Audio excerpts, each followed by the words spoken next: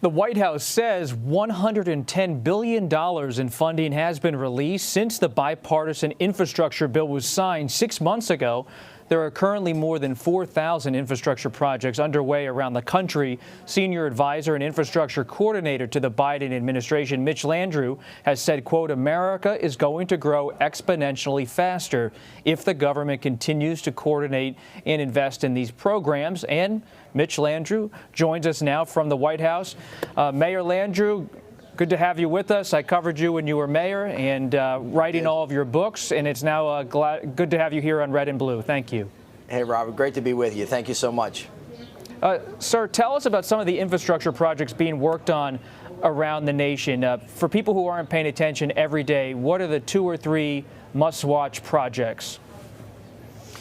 Well, as you mentioned on the way in, this is a once-in-a-generation opportunity. It's $1.2 trillion.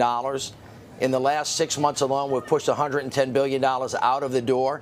90% of this stuff is going to be built by the governors and the mayors. So the money's getting pushed down to the states, in the cities, and in the states across the country. Just yesterday, I was in Ward 7 in the District of Columbia, and we were watching a whole bunch of guys who had great union-paying, high-paying jobs, digging holes in the street, replacing old pipe that used to carry water that had put lead in, and replacing it with copper pipe that was actually going to make everything in the house that was right off of the thing much better. We walked across a bridge that's connecting communities that had gotten dissected many, many years ago without much thought. And we watched a whole bunch of folks putting up street lights that would actually light a community and make it safer. So that's happening.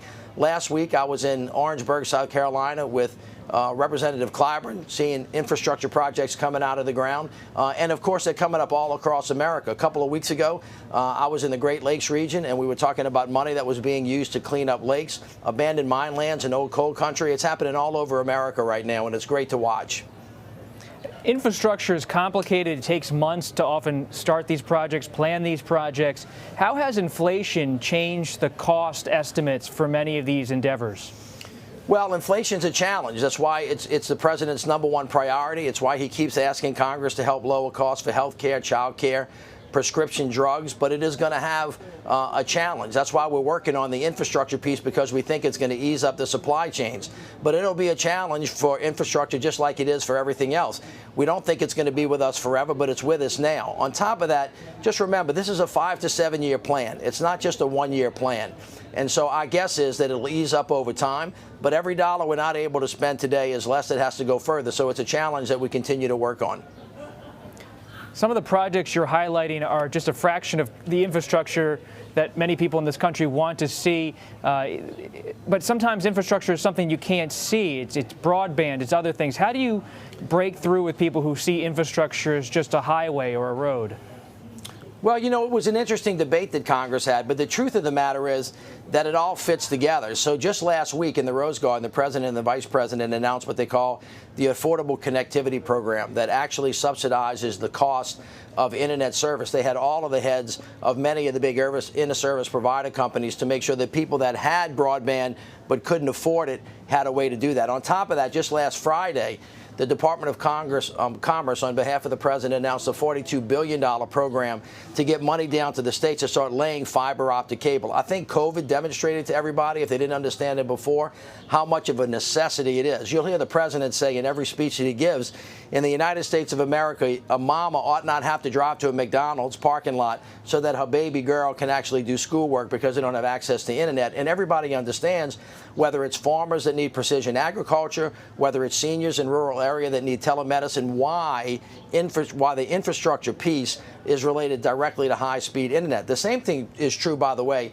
about clean air and clean water. Everybody in this country didn't really pay that much attention, although some folks that lived in the communities did, that abandoned mine lands, orphan wells that spew methane, watersheds that got dirty need to be cleaned up so people can actually enjoy their communities and be safe. And then tomorrow, the vice president is going to announce a $500 million allocation to actually help school districts pay for clean buses so the kids, when they step off the bus, don't have to suck exhaust and get sick and not be able to go to school. All of these things are part of lowering our costs, making our lives easier, rebuilding our country so that we can win the 21st century. When you look at infrastructure, it's been something when I cover the Trump administration, for example, where some people inside of a White House said to then President Trump, why don't you put your name on it, call it the Trump Highway, the Trump this or that. Is that kind of discussion happening inside the Biden White House to at least show that President Biden had something to do with it? Are you going to put his name on any of these projects? 100%. You know, I'm an old politician, and often there's signs on projects they brought to you by the mayor of New Orleans or the governor of the state of Louisiana, whatever it might be. The Biden administration expects to do the same thing. But listen, this isn't about that. It's about actually getting dirt coming out of the ground. And, you know, you're going to have congressmen who voted against this bill, you know, taking credit for it. Even people that voted no want the dough. It's the one thing in the country that everybody seems to agree upon, because we really need to build our roads, our bridges, our airports. It's so necessary. And as the president has said, you know, we are behind. We used to lead the world in it. Now we're number 13th. We got to get way ahead. On top of that, we think it's going to be the thing that's going to help us win the 21st century economy. And if we can build a mousetrap and rebuild the capacity of this government and the private sector, the public sector, the not-for-profit sector to learn how to do big things again, which we are confident that we can do, it's going to be a wonderful thing to see. You alluded, Mayor Landrieu, to some people wanting the money but not supporting the effort to pass it or get it into law. Who are you referencing? Who do you feel is doing that the most on the other side? Well, I'm not. It really hasn't been that much of a problem. I mean, the point that I make that on things that really where the country really supports it, even that people that voted against it know what the benefit is of it.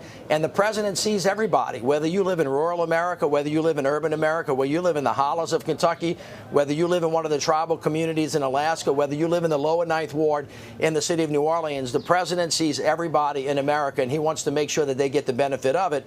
And even those folks that voted against it, I promise you, are going to see the benefits of it, and they're going to be thankful that they have it.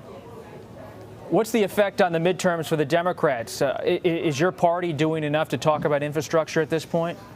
Well, I didn't get elected to be a political pundit, and I don't have any comments about that. All I'm saying is we have our shoulder to the wheel. We're getting stuff coming out of the ground. It's going to be a benefit to the rest of the country. I think the people understand that other presidents have tried to do this. We haven't done something this big since Eisenhower. They're not going to forget that the president has created more jobs than any other president. They're not going to forget that today the unemployment rate is the lowest that it's been in the last 50 years. When President Biden came into office, there were 20 million people getting unemployment insurance. Now we're at 1.8 million, which is an amazing record. And they're not going to forget that he passed the American Rescue Plan, nor that he passed the largest infrastructure bill in the last 60 years. So I commend it to the public to understand that and to know it, and our work will speak for itself. Switching gears, I referenced your books earlier, having covered them for years, and your efforts as mayor of New Orleans. You wrote a book about your personal journey with race in the South. You wrote extensively about this, and you told the New York Times that race is the biggest issue this country faces. After last weekend's hate-fueled mass murder in Buffalo, do you believe the country is moving in the wrong direction in terms of confronting racism and violent ideologies?